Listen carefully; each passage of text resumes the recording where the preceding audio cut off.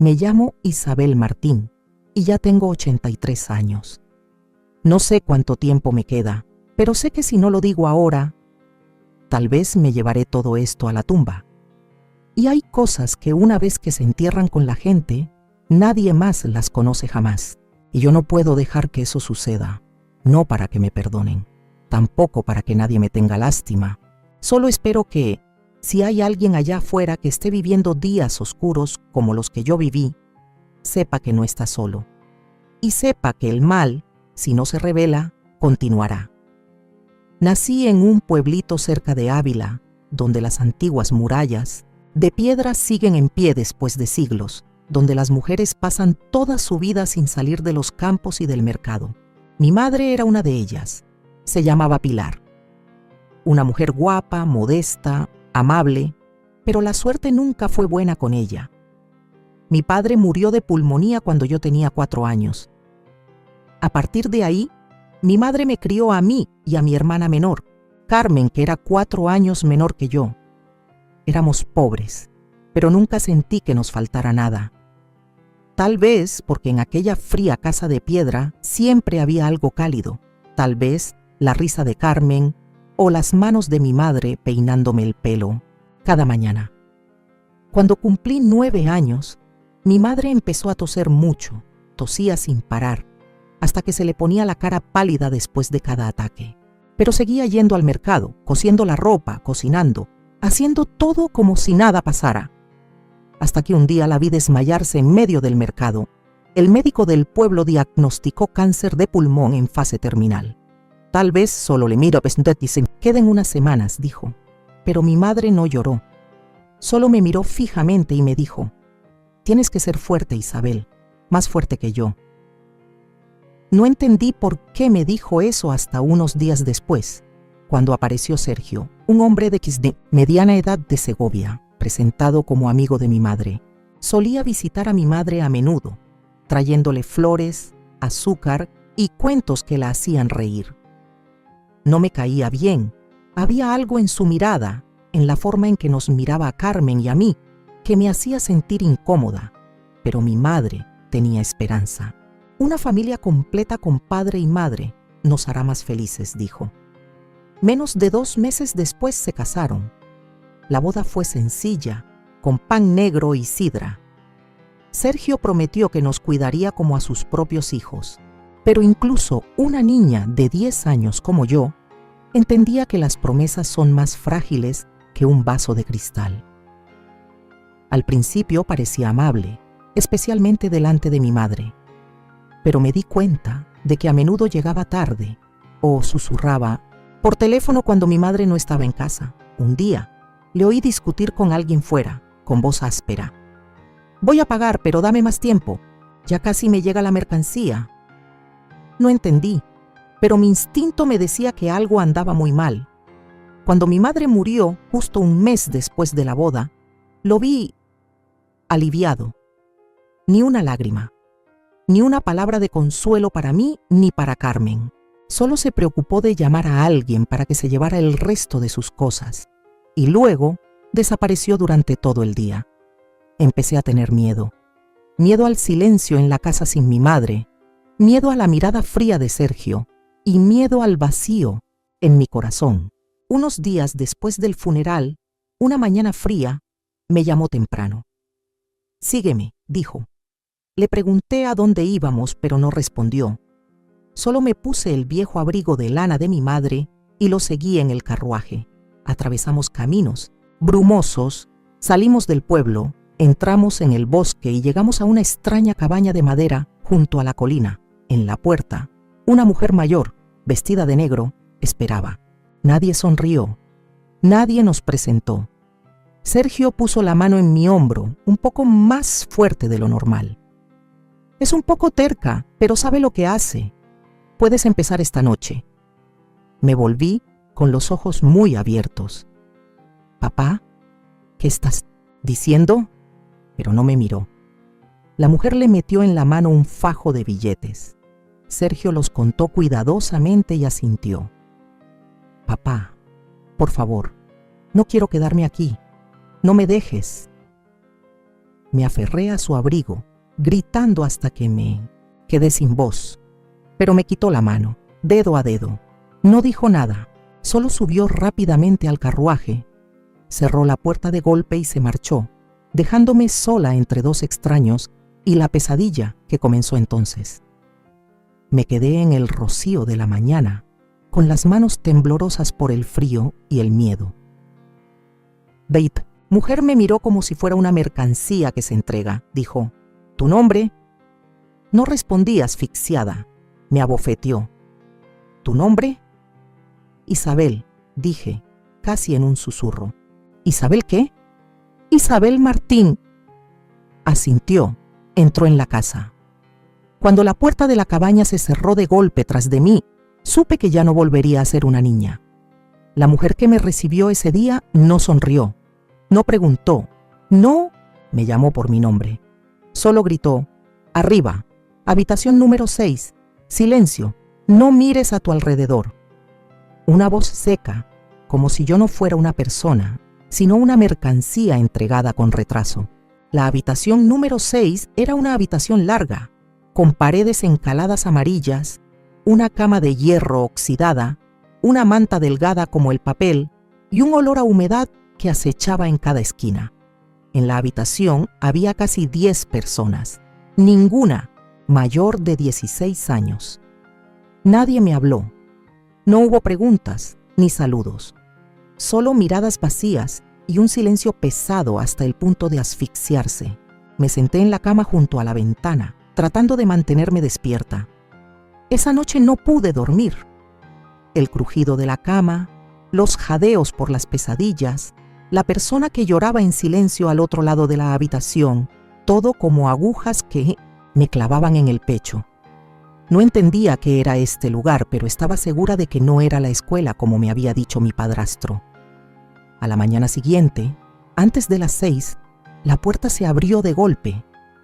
Una mujer alta, con el pelo recogido, con fuerza, entró con un látigo de mimbre en la mano. ¡Arriba! ¡A hacer fila!, gritó. Después supe que se llamaba doña Teresa, la directora del centro. Nos llevó por un largo pasillo, pasando por habitaciones cerradas, hasta una habitación espaciosa con una lámpara de araña y una mesa de fiesta. Aquí es donde vais a trabajar, servir, aprender a complacer a los clientes, dijo con la mirada fija. A partir de hoy os formaremos para que os convirtáis en señoritas adecuadas. Me estremecí al oír la palabra formación. Algo iba muy mal. Las miradas de los niños que me rodeaban estaban vacías, como si alguien les hubiera quitado el alma del cuerpo hacía tiempo. En la cena de esa noche, me tocó servir el vino a un hombre mayor, gordo, con bigote recortado y perfume que aturdía. Se llamaba Don Félix, uno de los clientes habituales del centro. Me miraba de arriba abajo, con las manos en el cuello de la camisa y una sonrisa en los labios. «¿Eres nueva, preguntó con voz arrastrada. Asentí. «Bien, me gusta lo nuevo». Me eché atrás un paso. Él sonrió, ofreciéndome la copa de vino. Serví con la mano temblorosa hasta que el vino se desbordó. «Torpe», murmuró. Y luego me puso la mano en la cadera. Por instinto, le aparté la mano. «No me toques», dije, con la voz baja, pero lo suficientemente alta para que la escucharan los que estaban cerca. La habitación se quedó en silencio por un momento. Don Félix me fulminó con la mirada. Me iba a marchar, pero antes de que pudiera darme la vuelta, me agarró del pelo y me tiró hacia atrás. Me arrastró fuera de la habitación como a un animal y me metió por la puerta del fondo del pasillo. Me resistí, grité. Nadie ayudó, nadie habló. Fui arrojada al suelo y mi cabeza golpeó el borde de la mesa. Todo se oscureció. Cuando me desperté, estaba en la cama, cubierta de moratones. Me dolía el cuello y tenía los labios agrietados. Tenía un vendaje en la mano. Intenté sentarme y doña Teresa entró. No me miró con lástima, solo dijo con frialdad: «¿Crees que tienes derecho a negarte, Isabel? ¿Crees que eres diferente al resto? Si no aprendes a obedecer, morirás. No respondí. Y así comenzó el castigo. Me llevaron al sótano y me ataron las manos a un poste de madera. La mujer llamada Julia, la mano derecha de Teresa, fue la que me azotó. No dudó ni una vez en golpearme. No recuerdo cuánto tiempo lloré, cuántas veces supliqué, pero recuerdo haber jurado que nunca más me resistiría. Cuando me soltaron, no podía ponerme de pie. Ana, la niña que compartía cama conmigo, me ayudó a volver a la habitación en secreto. Solo dijo: «Cállate, no te hagas la tonta. Aquí nadie puede salvar a nadie». A partir de ese día no me resistí más. Serví el vino correctamente. Incliné la cabeza lo suficiente. Aprendí a mirar al suelo cuando los hombres me tocaban, a fingir una sonrisa cuando por dentro solo quería vomitar. Por la noche, me encogía como un gato callejero, acurrujada en la cama, mordiéndome los labios para no hacer ruido. Lucía, una de las chicas mayores, me susurraba: «Quieren que te quiebres, cuando te quiebras se divierten». No quería romperme, pero ya me había roto. Empecé a salir de mi cuerpo cada vez que me llevaban a la sala. Imaginaba que estaba en el campo, bajo la nieve.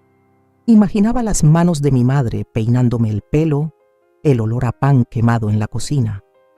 Imaginaba un mundo diferente, donde aún me llamaran por mi nombre y me preguntaran si estaba cansada hoy. Cada vez que me tocaban, solo repetía una frase en mi cabeza: «Yo no estoy aquí, yo no soy esto». Era la única forma de sobrevivir, de mantener una parte del alma que no me robaran. En aquella habitación silenciosa, solo Ana y Lucía eran los dos rayos de luz que quedaban. Ana me ayudaba a curar los moratones y en secreto me ponía migas de pan en la almohada en las noches que no comía. Lucía, fuerte y perspicaz, me enseñó a aguantar el dolor, a esconder zapatos debajo del suelo de la habitación, a reconocer qué noches había muchos clientes y en qué noches podía refugiarme en el baño unos preciosos minutos más.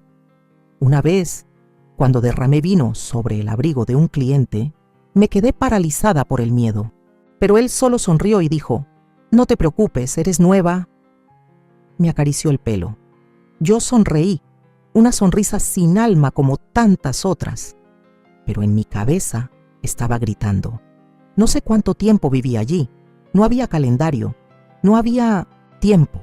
Solo había noches y días y heridas que se encadenaban.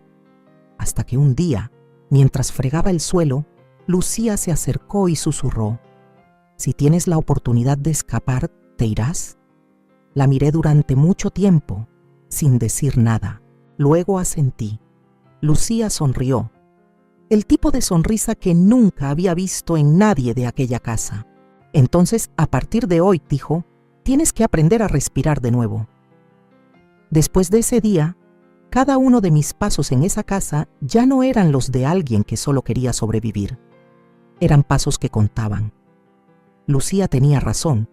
Tenía que aprender a respirar de nuevo, no para vivir, sino para encontrar la salida. Lucía empezó a enseñarme pequeñas cosas que parecían insignificantes. Cómo distinguir los pasos de los guardias nocturnos, cómo forzar las bisagras de la ventana sin hacer ruido, cómo esconder un trozo de cristal roto en el dobladillo de la falda. No pregunté por qué sabía todo eso, solo aprendí. Aprendí rápido, aprendí en silencio. Cada noche, cuando todos se dormían, o mejor dicho, fingían estar dormidos para olvidar la realidad, nos susurrábamos información. ¿Qué hora se abría la puerta trasera hoy? ¿Cuántos guardias había? Si el tubo de agua de la cocina era lo suficientemente ancho para que pasara una persona. Así, pieza por pieza, se fue formando un mapa en nuestra mente, un mapa que conducía a la libertad. Pero la libertad, para personas como nosotras, nunca es fácil. Nuestro plan era escapar en una noche de invierno. Hacía mucho viento, llovía, mucho. y había un grupo grande de clientes invitados, por lo que la mayoría del personal estaría ocupado atendiéndolos. Ana y yo fingiríamos que nos dolía el estómago para que nos llevaran a la habitación antes. Lucía, que estaba en la cocina ese día, aprovecharía para cortar la electricidad temporalmente en el pasillo oeste, donde no había cámaras en la puerta trasera. Todo estaba calculado. Correríamos hacia el campo, hacia el camino que conducía al borde del bosque, donde Lucía dijo que había una casa abandonada. Recuerdo la sensación en mi pecho esa noche. No era miedo, era esperanza. Un poco de esperanza demasiado grande para mi pequeño cuerpo en ese momento. Pero olvidamos una cosa.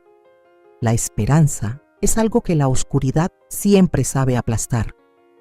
Todo salió según lo planeado, hasta que Ana fue descubierta intentando abrir la puerta de la cocina para coger la llave de repuesto.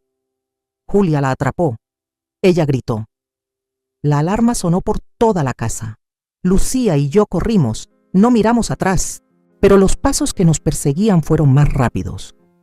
La puerta de atrás estaba cerrada.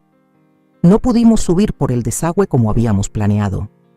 Lucía intentó empujarme hacia adelante, pero un brazo me agarró el pelo y me tiró hacia abajo. Me arrastraron de vuelta como a un animal. Y a Lucía solo vi su mirada por un segundo, una mirada que se volvió hacia mí, que no era de miedo ni de ira, solo de una cosa, perdón. Nos separaron. No volví a ver a Lucía en más de un año, y a Ana oí decir que la trasladaron a otro sitio. Los que no saben comportarse serán enviados al campamento base, dijo Julia. No me atreví a preguntar dónde estaba el campamento base. Me encerraron en una pequeña habitación sin ventanas, sin cama, sin luces. Solo me sacaban una vez al día para comer e ir al baño, bajo la supervisión de 2 personas. Todas las noches me pegaban. No mucho, solo lo suficiente para recordarme que estaba equivocada. Cada vez que la vara de madera me golpeaba la espalda, apretaba los dientes para no llorar. Pero en mi corazón algo se rompía en pedazos. A veces pensaba, si muriera ahora, tal vez sería más fácil. Empecé a hablar conmigo misma en la oscuridad, a hacerme preguntas sin sentido.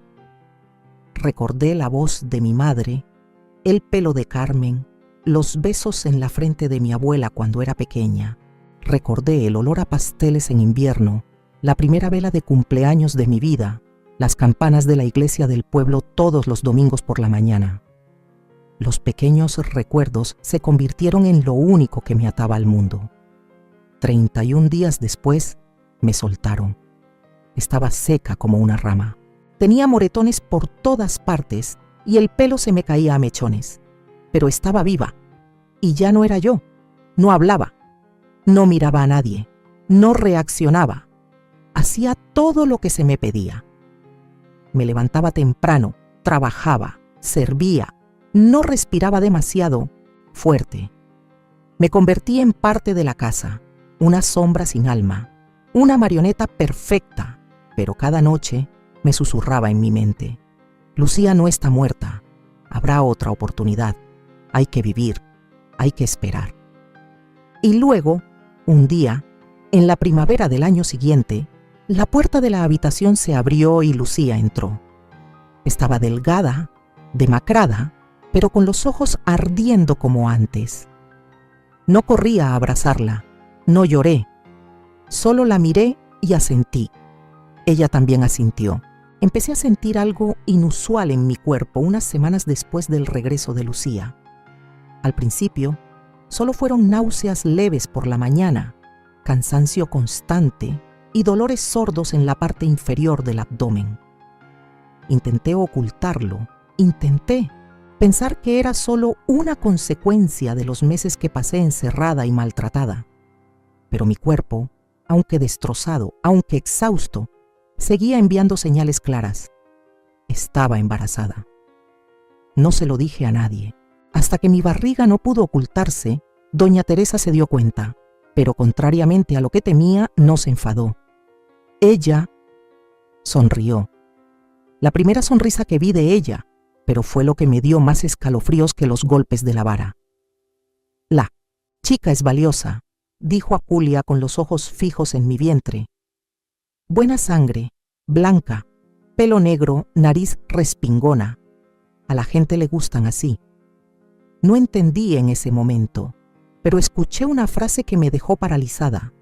Vendida. ¡Al extranjero! Grité, lloré. Me arrodillé para pedir que me dejaran tener a mi hijo. Dije que haría cualquier cosa. Fregar el suelo, lavar la ropa, cocinar, incluso no dormir, solo para poder criar a mi bebé. Doña Teresa solo me miró como si fuera un perro que acaba de ladrar sin sentido. No es tuyo, dijo. Es un producto de este sistema. Y deberías sentirte afortunada de que al menos esté vivo. A partir de entonces, ya no se me permitió moverme libremente. Me encerraron en una pequeña habitación junto a la enfermería. Estaba estrictamente vigilada. Solo me permitían comer, dormir y hacerme chequeos periódicos. Cada vez que la enfermera venía a medir mi vientre le preguntaba, ¿está bien? Y cada vez, la joven enfermera, llamada Rosa, solo asentía, evitando mi mirada. Había algo en la forma en que me tocaba, más suave que los demás, que me hacía creer que ella también era una víctima. Empecé a hablarle a mi hijo todas las noches. Me ponía la mano en el vientre y le contaba sobre el pueblo donde nací, sobre mi abuela, sobre las veces que mi madre me llevaba al mercado.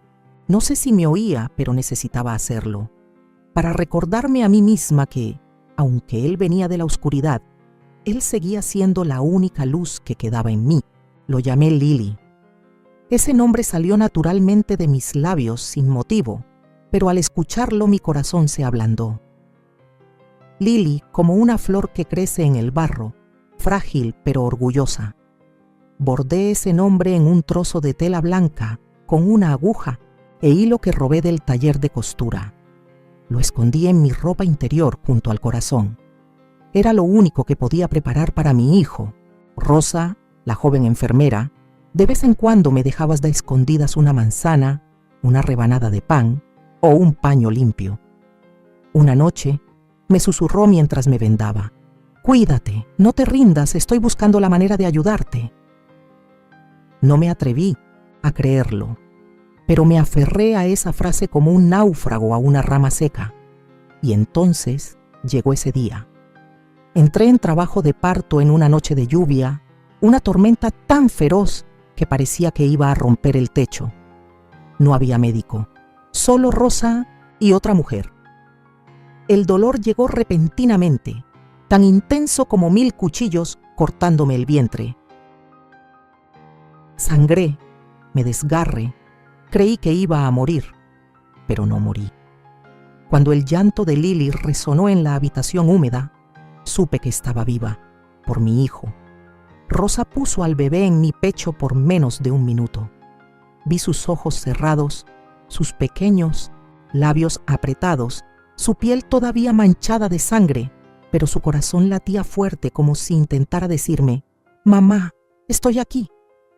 Susurré, «Lily, eres mía, te protegeré, a toda costa». Pero unos segundos después, la puerta se abrió de golpe.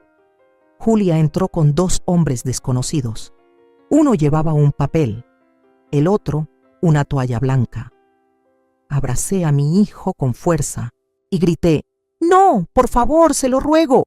Déjenmelo, no necesito nada, solo a él». No dijeron nada. Me arrebataron al bebé, rápido y brutalmente como ladrones. Él lloró. Yo también lloré. Grité hasta que me quedé sin voz. Me revolví como un animal arrancado de su cría, pero nadie respondió. El llanto de Lily se desvaneció. La puerta se cerró de golpe y me desmayé. Cuando desperté, estaba sola en la cama de hierro. Leí. Sangre seguía manchando el suelo. Mi vientre estaba vacío. Mi pecho dolía como si me lo hubieran cortado. Doña Teresa entró. En la mano tenía un papel.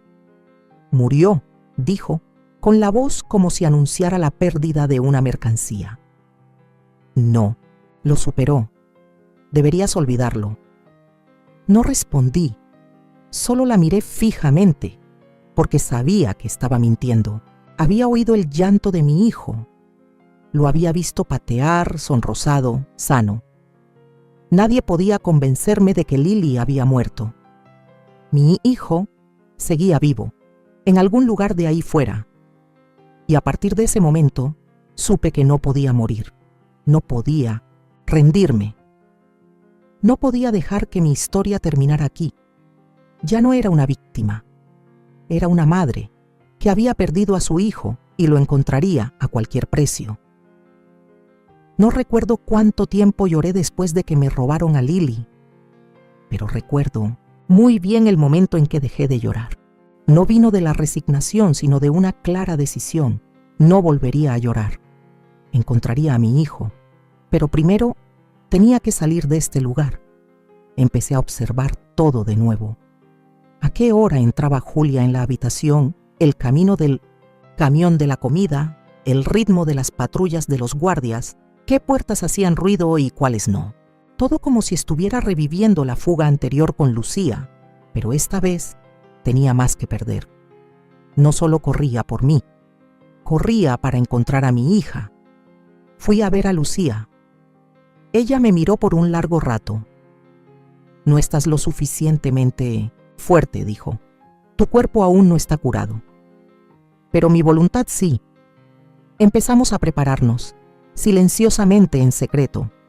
Lucía tenía algunos planes viejos y algunas conexiones que yo nunca había conocido.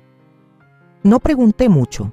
En el infierno, saber poco a veces es vivir más tiempo. La primera fuga tuvo lugar después de una ceremonia religiosa que se celebró en el centro. En ese momento, los invitados, los guardias y el personal estaban dispersos. Lucía y yo nos colamos por las alas de la casa, acercándonos a la zona del antiguo establo, donde una valla era más baja de lo normal, cerca del bosque. Casi habíamos logrado salir.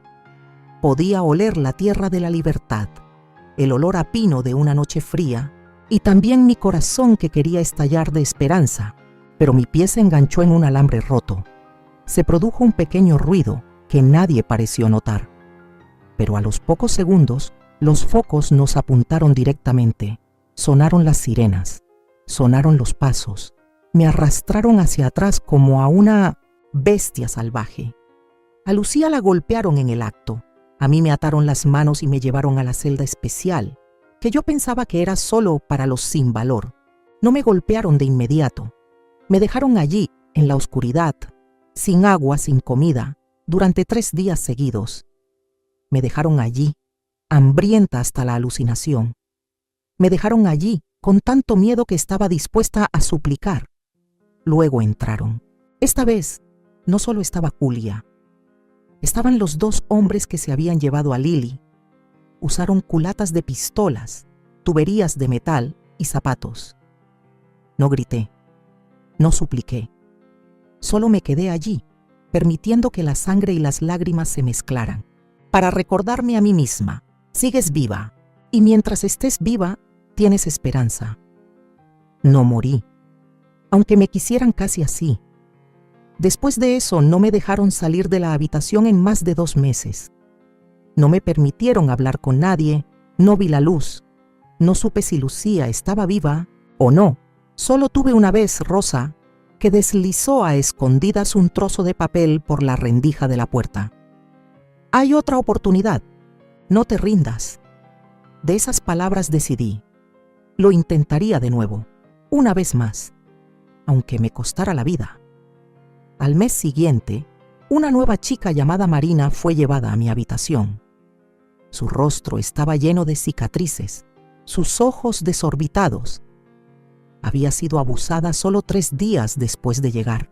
La abracé en la primera noche, como Ana me había abrazado a mí, cuando sollozó preguntando, ¿podemos escapar? La miré directamente a los ojos. Sí. Empezamos a rehacer los planes desde cero. Esta vez fuimos más silenciosas, más cuidadosas y más audaces. Lucía volvió una semana después con un brazo enyesado. No pregunté qué había pasado, solo la abracé. Asintió. ¿Estás lista? Estábamos listas. La puerta se abrió una noche de principios de verano, gracias a un pequeño descuido en el horario de guardia, que Rosa nos había ayudado a organizar. No habló mucho, solo me metió en la mano una llave y un sobre fino. Dentro está el mapa y algo de dinero. Hay un autobús en el pueblo al lado del bosque. Vete. Asentí. No lloré. Solo susurré, gracias, por Lili. Escapamos Lucía, Marina y yo por un túnel de agua. Mi cuerpo aún dolía. Cada paso era un gemido en mi pecho, pero no me detuve. No miré atrás, solo corrí. La oscuridad era densa. Las raíces de los árboles me arañaban las manos. Las piedras me cortaban los pies, pero mi corazón ardía como una llama en medio de la noche. Salimos del bosque antes del amanecer. El cielo era gris azulado, el olor a tierra húmeda, como un saludo del mundo libre. Nos arrastramos hasta la carretera principal, donde una pequeña estación de autobuses se encontraba solitaria bajo los árboles. Una mujer de mediana edad, con la que Rosa se había puesto en contacto de antemano, conducía la camioneta. No nos preguntó quiénes éramos, solo abrió la puerta y dijo, «Entrad». No recuerdo lo largo que fue el camino desde el bosque hasta la ciudad. Solo recuerdo a Marina agarrándome la mano con fuerza. Lucía se durmió en mi hombro, por primera vez sin soñar con pesadillas. Había escapado. Estaba viva. No había encontrado a mi hijo, pero había escapado del infierno. Y desde aquí era la casa al revés. Llegamos a Madrid en una noche de principios de verano. La ciudad no me preguntó mi nombre, y yo no tenía un nombre real que decir. 3 hijas que sobrevivieron a la oscuridad, Lucía, Marina y yo, compartimos un pequeño ático en lavapiés, donde la lluvia goteaba del tejado y las ratas corrían durante el día. Pero nadie volvió a tocar mi cuerpo. Nadie me obligó a sonreír cuando no quería. Hice cualquier cosa. Lavar los platos para un bar de tapas, limpiar las escaleras de un viejo edificio de apartamentos, recoger basura en el mercado. Lucía consiguió un trabajo de albañil. Marina trabajaba en una fábrica de montaje. No teníamos documentos ni nombres reales, solo ojos que siempre estaban abiertos, temiendo que una inesperada llamada a la puerta nos lo arrebatara todo. Ya no buscaba a mi hijo a la antigua usanza. No repartí folletos. No pregunté a todo el mundo, pero cada niño que veía en la calle era Lili en mis ojos. Todavía recuerdo el rostro sonrosado de mi hijo, el llanto vibrante en aquella lamentable habitación esa noche. Nadie pudo convencerme de que el niño había muerto, y luego conocí a Jacobo, el primer hombre de mi vida que no me hizo querer huir. Era carpintero, tenía un pequeño taller, vivía en silencio, era amable y viudo. Cuando fui a pedirle que limpiara el taller, no me preguntó de dónde venía. Solo dijo, «Puedes empezar mañana por la mañana. Necesito a alguien honesto más que un historial». En ese taller lleno de polvo y olor a barniz, me hice humana. Así de simple. Aprendí a serrar madera, a cepillar mesas, a escuchar el sonido del cincel sobre las vetas del roble. Dormía bien por primera vez en muchos años. Jacobo no me tocó, pero siempre dejaba un poco de sopa caliente preparada. Y esa noche, cuando soñé con Lili y me desperté sobresaltada y llorando, no preguntó nada. Solo se sentó en el suelo junto a mi cama, me cogió de la mano y se quedó allí hasta la mañana. Nunca nos casamos, pero cuando tuve un hijo, lo llamamos Iván, un nombre corto y fuerte, como el punto final de un pasado doloroso. Iván creció en un pequeño apartamento, pero lleno de risas. Tenía mis ojos, la sonrisa de Jacobo y una mente brillante como la luz del sol después de la lluvia. Nunca supo quién era su madre. Solo le dije, «Perdí algo importante, y tú eres el regalo que la vida me devolvió». Jacobo murió de un derrame cerebral cuando Iván estaba en segundo año de universidad. Lloré en silencio, pero en mi corazón supe, al menos había tenido una familia, había amado, había sido amada, había sido madre. En los años siguientes, Iván se mudó, se hizo ingeniero y tenía un trabajo estable. Todos los fines de semana me visitaba. Un día me dijo: «Mamá, estoy saliendo con una chica maravillosa, se llama Lili». Me quedé aturdida. Ese nombre era como una cuchilla que atravesaba la cicatriz cicatrizada. Lili, ella. ¿Quiénes son sus padres? Si quieres saber, sonrió Iván, puedo invitarla a cenar. Asentí, con el corazón en un revoltijo. Hay mucha gente con el mismo nombre, me dije a mí misma. ¿Mi Lili estaría viva? Pero estaba equivocada. 3 semanas después, un hombre llamó a mi puerta. Educado, de porte tranquilo, se presentó como Rodrigo Díaz, un abogado de una organización que investiga la trata de personas. Siento venir sin avisar, señora Isabel Martín, pero traigo una verdad que creo necesita saber. Me senté, abrió su maletín, sacó un expediente, una foto. Su hija, la bebé que le quitaron de las manos la noche del 2 de junio de 1971, sigue viva. Hemos rastreado los documentos falsos, la información de nacimiento modificada y hemos comparado el ADN de una muestra genética en el Banco de Datos Internacional. No podía respirar. Mis ojos se nublaron al ver la foto de la joven que sonreía, junto a un hombre. «Esta es Lili Fernández», respondió. «Su nombre actual, su hija». Extendí mi mano temblorosa para tocar la cara en el papel, y entonces vi lo que me congeló por completo. Junto a Lili estaba Iván, mi hija, y mi hijo, enamorados. Negué con la cabeza, tratando de no creerlo, pero cada detalle, cada dato, cada pista encajaba. Lili había sido vendida a una familia adinerada, criada en una mansión de Segovia, sin saber que había nacido en el infierno. «No», exclamé, «no puede ser. No puedo dejar que ellos vivan así». El señor Rodrigo me puso la mano en la mano. «Lo sé, pero ahora solo tú puedes decir la verdad». Me desplomé en la silla, sintiendo que la tierra se agrietaba bajo mis pies. No había palabras para expresar ese sentimiento. No era solo conmoción, era horror, era culpa hasta los huesos, era el destino retorciendo todo en la máxima tragedia. Había vivido toda mi vida para encontrar a mi hija, y al final, cuando la encontré, yo era quien tenía que romper el pequeño y feliz mundo que tenía. Había pensado que había soportado los golpes más brutales de mi vida, pero nada, ni la tortura, ni el hambre, ni esas noches de desesperación podía compararse con el momento en que tuve que decirles a mis hijos que eran hermanos. Había soñado con el día en que volvería a abrazar a mi hija, pero no de esta manera. No para arrebatarle su felicidad, para truncar su vida con una verdad imperdonable. Me quedé toda la noche, esperando a que Iván regresara. No sabía por dónde empezar. Solo sabía que el silencio lo mata todo. Ya había estado en silencio durante demasiado tiempo. Cuando Iván abrió la puerta, sus ojos brillaban. «Mamá, tengo buenas noticias. Lili ha aceptado mi propuesta. Nosotros...» Lloré. No lloré de emoción, sino porque mi corazón parecía estallar en 1000 pedazos. «Iván, siéntate», susurré. «Necesitas saber la verdad». Se lo conté todo.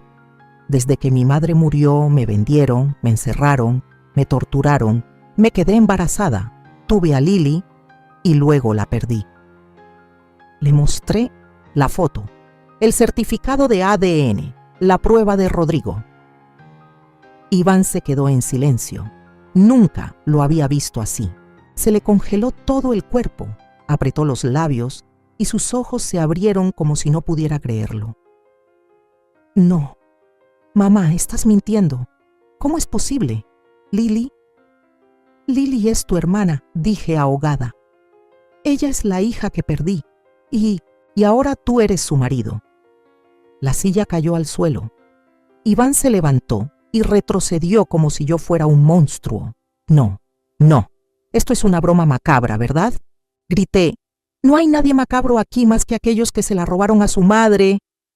Iván golpeó la pared. Sus ojos estaban inyectados en sangre. La amo, yo. ¿Cómo puedo? Lo abracé, pero me apartó. Necesito salir, necesito respirar. Y se fue. Me desplomé en el suelo como si mi propia alma hubiera sido aplastada. Lo había arruinado todo, pero no tuve elección. A la mañana siguiente, Lily vino. La recibí en silencio. Vi a mi hija, adulta, guapa, amable, y mi corazón se apretó a cada latido. Ella sonrió, extendió la mano. Señora Isabel, ¿está Iván en...? Le cogí la mano.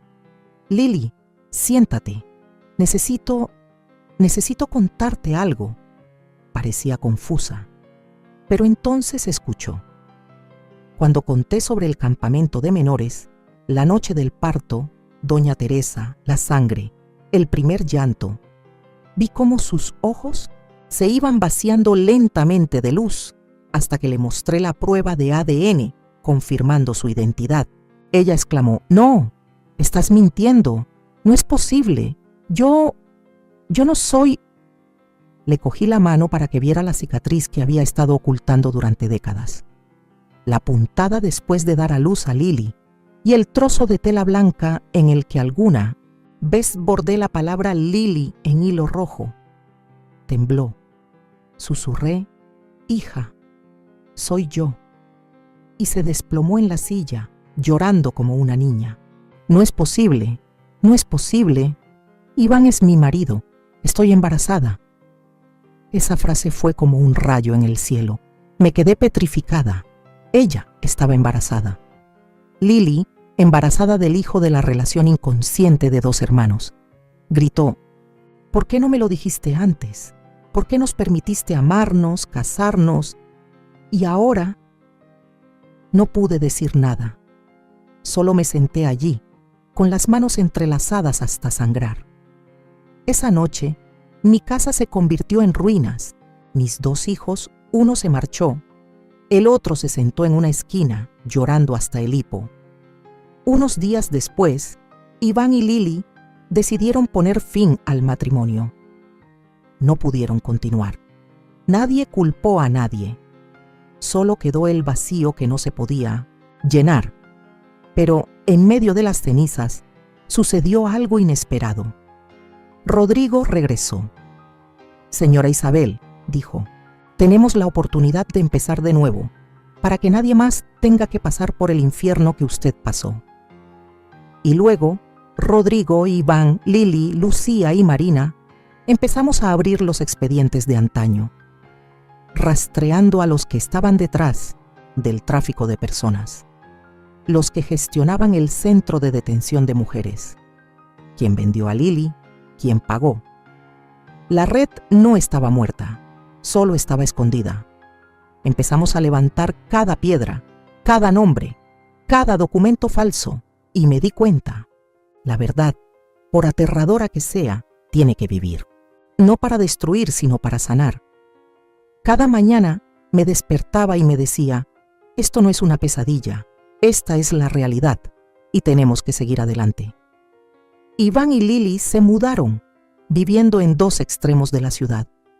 Ya no eran marido y mujer, y no podían ser hermanos de verdad. Estaban entre dos mundos, incompletos en ninguno de ellos. A pesar del rompimiento, ambos siguieron buscando la verdad juntos. Rodrigo, con décadas de experiencia en la investigación de la trata de personas, reabrió el caso con los documentos que habíamos recopilado durante muchos años. Lucía recordó exactamente cada nombre, cada rostro que apareció en el campamento. Marina encontró el cuaderno de una víctima desaparecida, donde estaban escritos muchos domicilios y transacciones. Yo proporcioné testimonios, fotos y pruebas vitales que había llevado conmigo durante décadas. Cada pedazo de mi memoria, por roto que estuviera, ahora tenía valor. El primer nombre que apareció fue Antonio Fernández, el hombre que me desgarró de mi propio cuerpo y dejó atrás a Lili. Había muerto hacía muchos años, pero Santiago Fernández, su hijo, seguía vivo y continuaba la carrera de su padre, ocultándola bajo la apariencia de un exitoso empresario y político.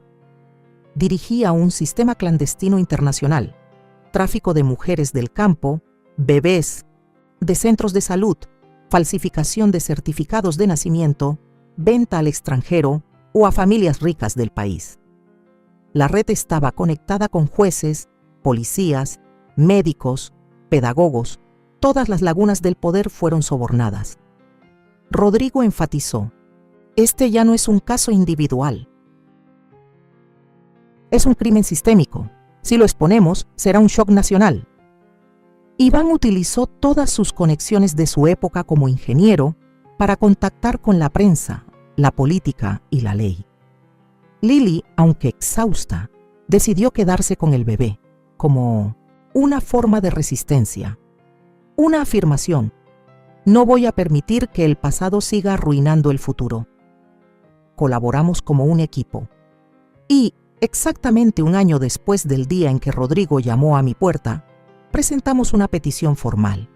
Solicitamos que se reabrieran los archivos del sistema de menores administrado por doña Teresa, con pruebas que lo vinculaban a la familia Fernández. Nadie esperaba que tras unas semanas de silencio nos siguieran.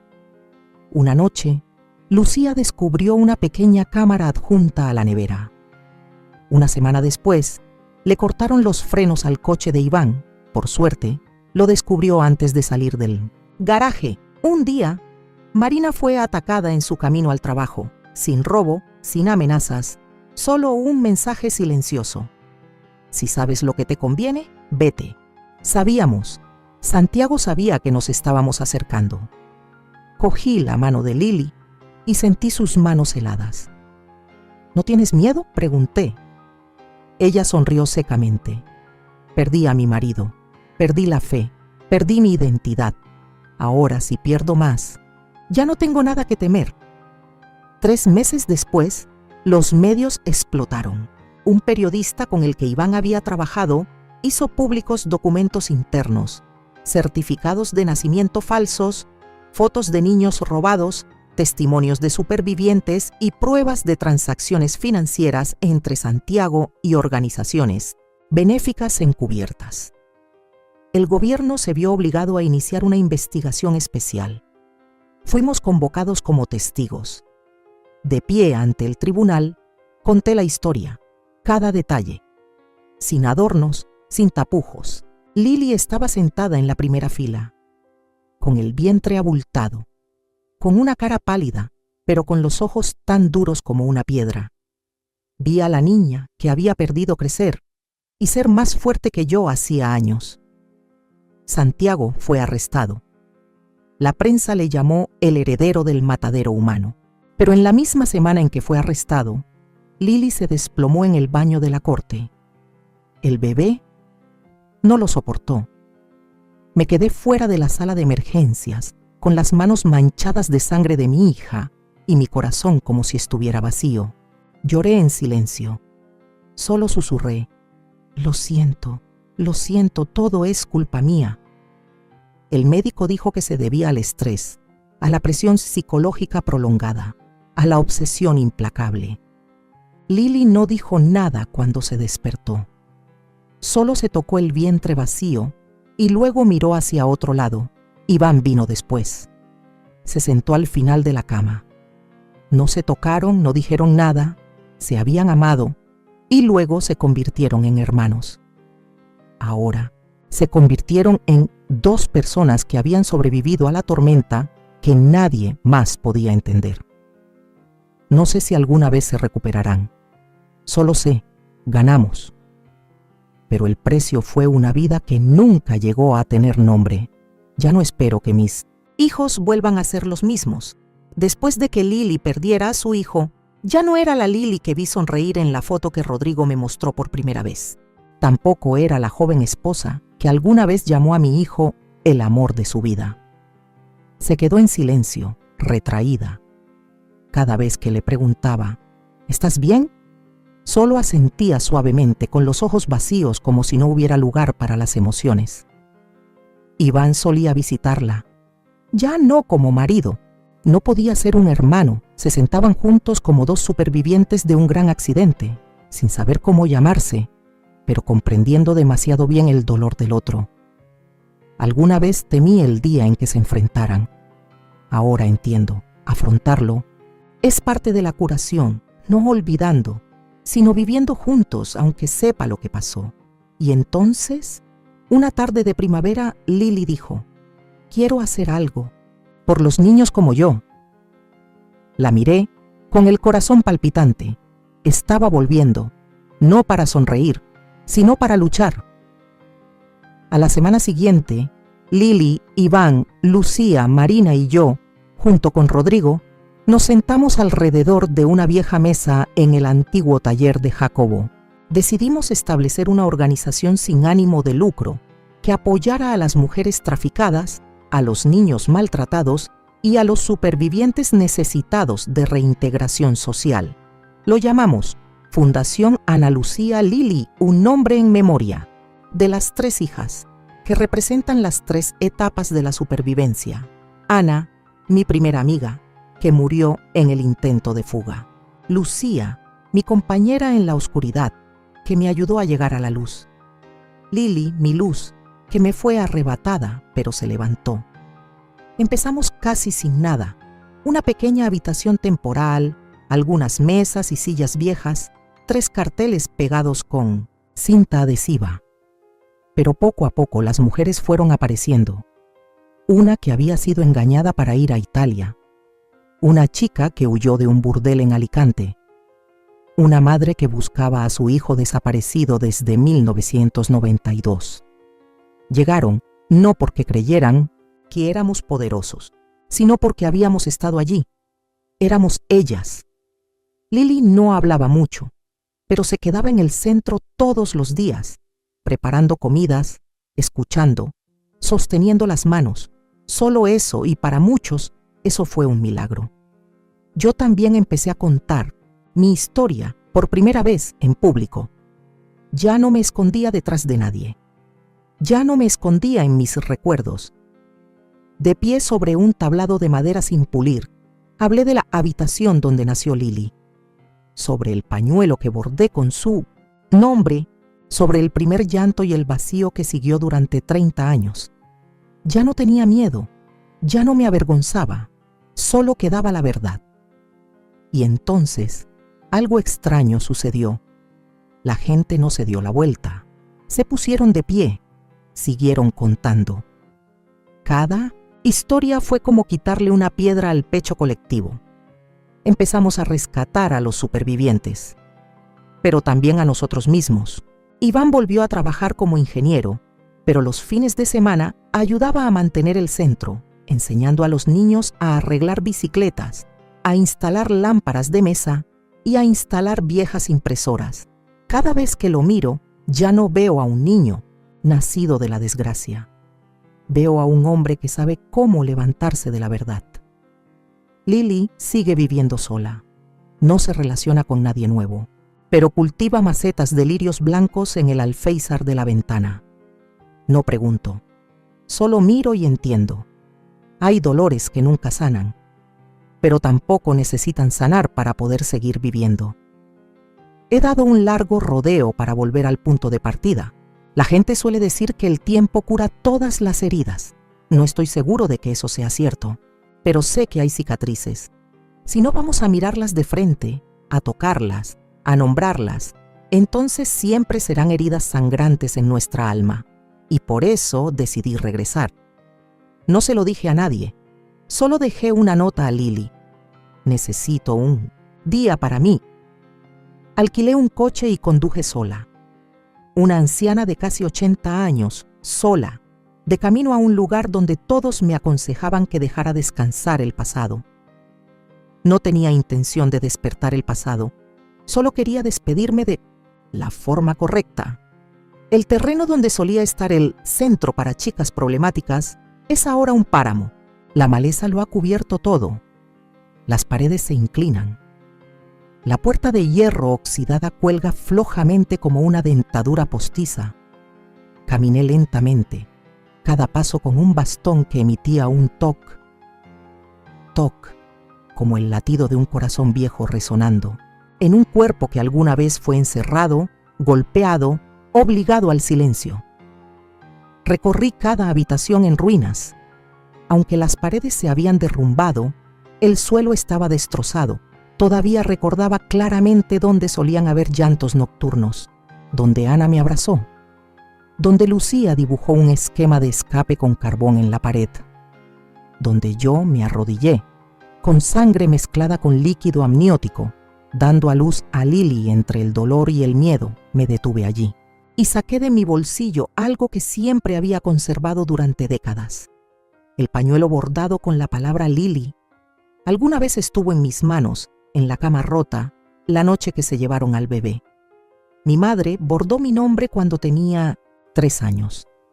Yo bordé el nombre de Lili cuando tenía 17. Un círculo de mujeres silenciadas. Puse el pañuelo sobre el ladrillo que quedaba intacto. Hacía viento suave. No llovía, no hacía sol. Era solo una mañana desnuda, tal como era. No lloré. Solo cerré los ojos y susurré: hija, no naciste en la oscuridad. Te encendí una luz desde el momento en que soltaste tu primer llanto. Luego abrí los ojos, me levanté, me di la vuelta, no porque tuviera miedo, sino porque había terminado. Esa noche, cuando llegué a casa, Lili estaba sentada en el sofá con 2 niñas pequeñas, las 2 niñas que acabábamos de acoger de un rescate en la frontera. Ella levantó la vista. Yo asentí suavemente. Ella entendió, sin preguntar. Después de la cena, Iván trajo una pequeña caja de madera.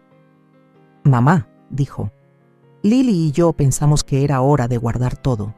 Todo lo que has vivido, contado, escrito, lo convertiré en un diario hablado, para que si algún día nadie se atreve a creer en los documentos, en el papeleo, la gente pueda escuchar tu propia voz. Sonreí. Miré a mis nietas, Emilia y Clara, que estaban pintando en el suelo. No conocían palabras como tortura, trata de personas, violencia. Solo conocían el azul del mar y los girasoles. Espero que solo conozcan la libertad. Me acerqué, me senté y abracé a los 2 niños. Su pelo olía a jabón.